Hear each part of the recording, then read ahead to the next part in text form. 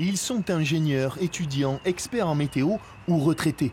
Ils sont surtout bénévoles de l'association Chasseurs de Feu, des lanceurs d'alerte qui sensibilisent le grand public au risque d'incendie. Charles était aux premières loges ici le 8 juillet lors du feu des Pennes Mirabeau.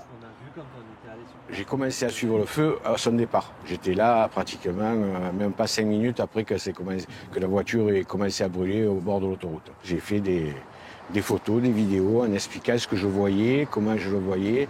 Dès que je l'ai vu partir sur la colline en face, je savais qu'au-dessus, il y avait un plateau qui était plus ou moins boisé.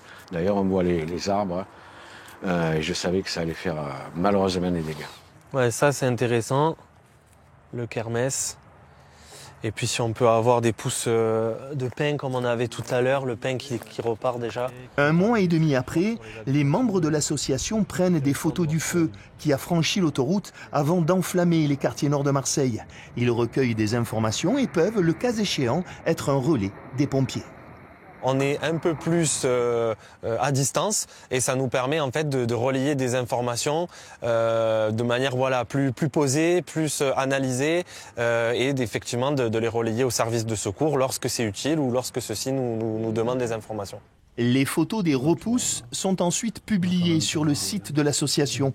Ces chasseurs de feu communiquent via les réseaux sociaux pendant et après les incendies, mais choisissent scrupuleusement les informations. La priorité de notre travail, c'est la vérification des informations.